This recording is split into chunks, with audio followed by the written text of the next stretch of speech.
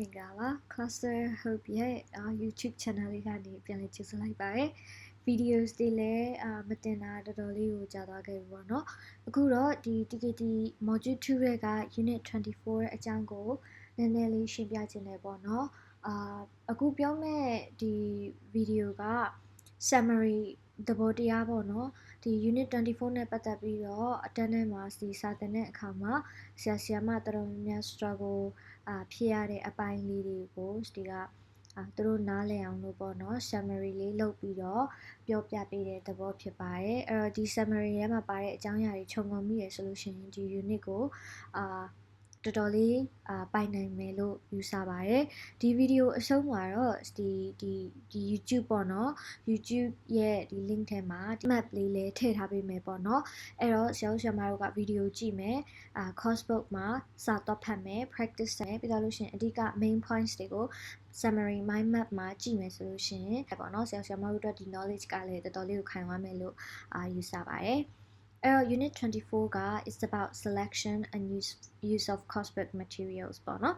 ဆိုတော့ course book material အကြောင်းပြောရဆို course book material ကဘာလဲဆိုတာကိုဆရာမတို့အရင်နားလည်ဖို့လိုပါတယ် course book material ဆိုတာကဒီ package ကြီးတစ်ခုမှာပါတဲ့ materials တွေအကုန်လုံးကိုဆိုလိုတာပေါ့နော်ဥပမာ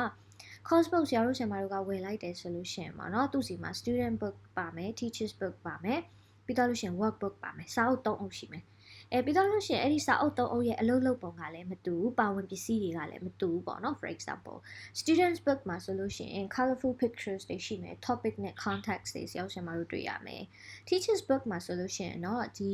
student book မှာပါတဲ့ဒီ audio CD rooms တွေကဒီ transcript တွေပြီးတော့လို့ရှိရင်အဖြေတွေ answers တွေပြီး teaching ideas တွေနောက်ကိုဘယ်လို elicit လုပ်ရမလဲတို့ vocabulary ကိုဘယ်လိုမေးရမလဲတို့စသဖြင့်ပေါ့เนาะဒါမျိုး idea လေးတွေ explicitly တော့မဟုတ်ဘူးတင့်တော်လို့ထည့်ထားပေးရပေါ့เนาะပြီးတော့လို့ရှိရင် digital resources တွေပါမယ်အခုနောက်ပိုင်းအသစ်ထွက်တဲ့ဒီစာအုပ်တွေဆိုလို့ရှိရင် placement test တဲ့ worksheet တွေ dyslexic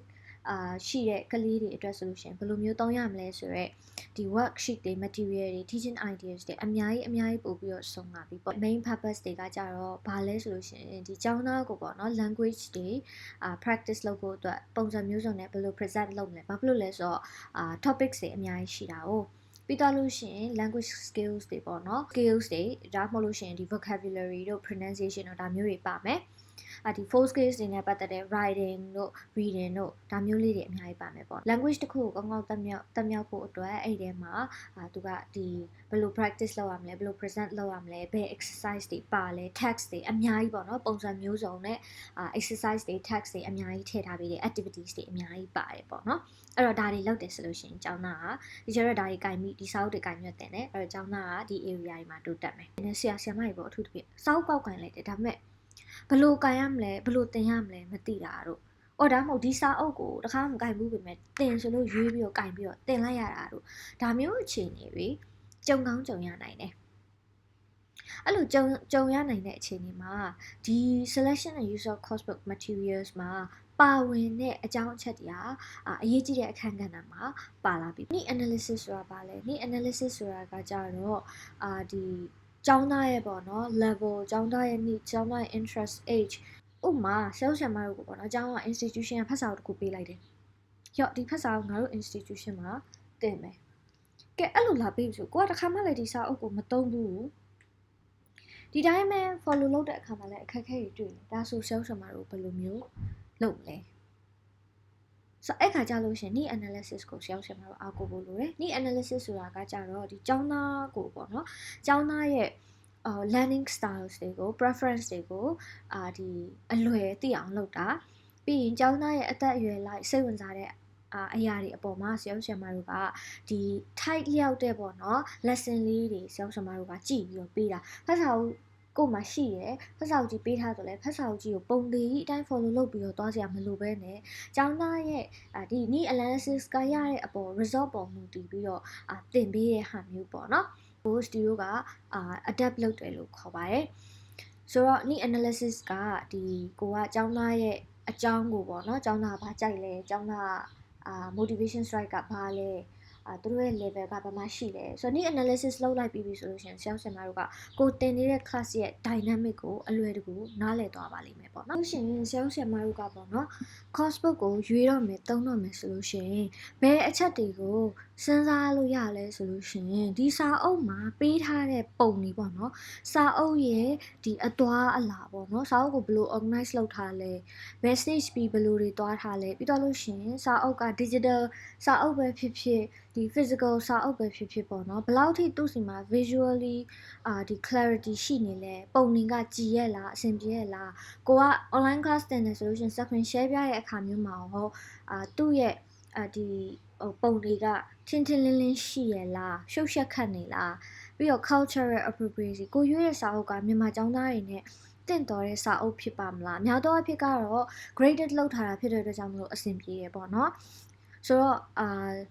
ပြီးတော့လို့ရှိရင်ဒီlearners ရဲ့ဒီ age တွေ needs တွေ interest တွေနဲ့အဆင်ပြေရဲ့လားပြီးတော့လို့ရှိရင်language ပေါ့နော် language level ကရောတင့်တော်ရဲ့လားတချို့တွေက B1 မှာပေါ့နော်ကလေးတွေကဒါပေမဲ့စာအုပ်ကလည်း B1 ပဲဒါပေမဲ့စာအုပ်မှာပါတဲ့ B1 ရဲ့ language ကတအားတချို့ကလေးတွေနဲ့လက်လှမ်းမမီရမျိုးဆိုလို့ရှိရင်ကိုယ်တန်းထဲမှာအကြောင်းသား15ယောက်ရှိတယ်10ယောက်က B1 ဆိုပေမဲ့လက်လှမ်းမမီဘူးဒီစာအုပ်ကတို့တော့ခတ်နေရဆိုလို့ရှိရင်ဆရာမတို့တခုခုစဉ်းစားဖို့တော့လိုပြီပေါ့နော်ဒီကျောင်းသား language ကို practice ပြန်လုပ်တဲ့အခါမှာဘယ်လောက်ထိ opportunities တွေဒီစာအုပ်မှာပါတဲ့ text တွေက provide လုပ်ပေးလဲဒီအချက်တွေကိုထည့်သွင်းစဉ်းစားဖို့အရေးကြီးရယ်ဒီအကယ်၍သုံးနေတဲ့ material က suitable မဖြစ်ဘူးဆိုလို့ရှိရင်ဆရာမတွေက replace လုပ်လို့ရတယ်လို့ adapt လည်းလုပ်လို့ရတယ် replace လုပ်မယ်ဆိုလို့ရှိရင်စာအုပ်ကပေါ့နော်တအုပ်ပြီးတအုပ်ပြောင်းနေရလိမ့်မယ်အဲ့တော့တအုပ်ပြီးတအုပ်ပြောင်းနေမဲ့အစား why don't you adapt it ဘာလို့ adapt မလုပ်တာလဲပေါ့နော် adapt လုပ်လို့ရှိရင်ကိုယ့်ရဲ့ဒီ thinking skill ကိုကိုယ့်ရဲ့ need analysis ကနေရလာတဲ့ result ကနေပြီးတော့ကိုကတင်နေဆိုလို့ရှိရင်ကိုယ့်ရဲ့ skills ကလည်းအများကြီးပိုတက်တယ်ပေါ့နော်ကိုက experiment တစ်ခါလေးလုပ်တယ်လို့ဖြစ်သွားလိမ့်မယ်အဲ့တော့okay adapt လုပ်မယ်ဆိုလို့ရှိရင်လည်း adapt ကဒီတိုင်းလုပ်လို့မရဘူးသူ့မှာ common ways တွေရှိရပေါ့နော်ဥပမာစာတွေကအရန်ရှည်နေရဆိုလို့ရှိရင်တူအောင်လုပ်တာစာတွေကအရန်တူနေဆိုလို့ရှိရင်ရှည်အောင်လုပ်တာဥပမာ listening က9မိနစ်ပေးထားတဲ့ကိုယ့်ရဲ့အတန်းထဲမှာကျောင်းသားတွေကဒီ9မိနစ်နားထောင်ဖို့အဆင်မပြေဘူးဆိုလို့ရှိရင်ကိုက3မိနစ်ထဲနဲ့ဘယ်အပိုင်းကိုဖောက်ပြီးတော့နားထောင်မလဲဆိုတော့ပုံစံမျိုးတွားပေးလို့ရရပေါ့နော်တူအောင်လုပ်ပြီးတော့အပိုင်းလေးတွေဖြတ်ပြီးတော့သူတို့ကိုတစ်ပိုင်းချင်းစီနားထောင်ခိုင်းတာဒါမျိုးလုပ်လို့ရတယ်ပြီးတော့လို့ရှိရင်ကိုတင်တဲ့ approach ကိုရဲ့ methodologies ကိုလည်းကိုကပြန်ပြီးတော့ချိန်ဆပြီးတော့ပြောင်းလို့ရရပေါ့နော်ပြီးတော့လို့ရှိရင် interaction patterns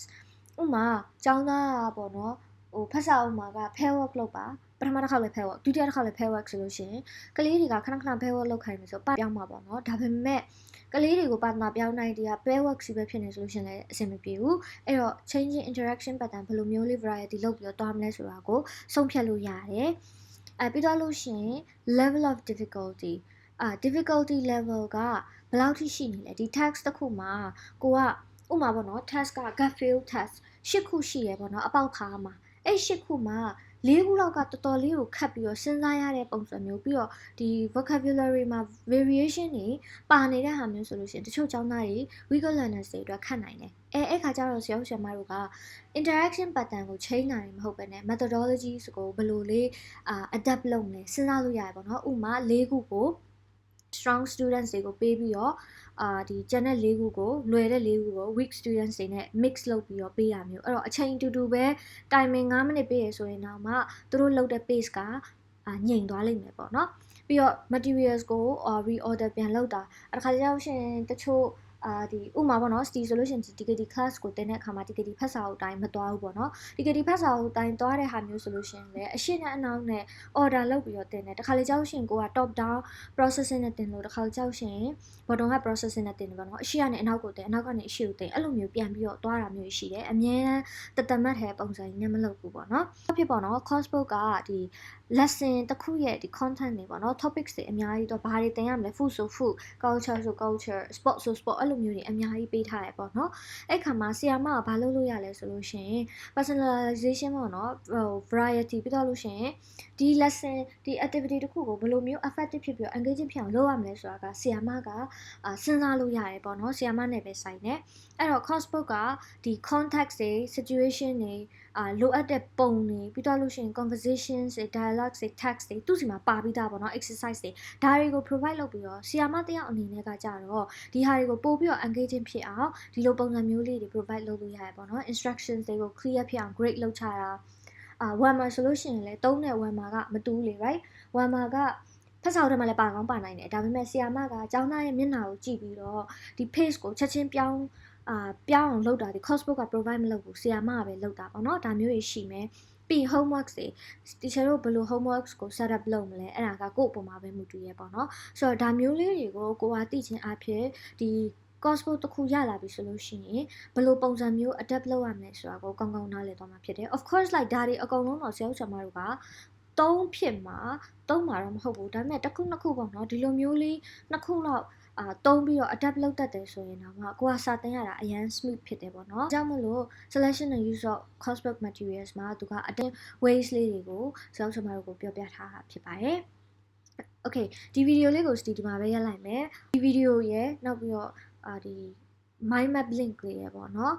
တခါရဲတွဲထားပေးမယ်ဆရာတို့ဒီဗီဒီယိုကြည့်မယ်ပြီးတော့ရှင်ဖတ်စာအုပ်ကိုဖတ်မယ်ဆိုလို့ရှိရင်တော့တော်တော်လေးကိုဆရာတို့စာရတော့မယ်လို့ယူဆပါတယ်နောက်ဗီဒီယိုမှာထပ်တွေ့ကြမယ်နော် bye bye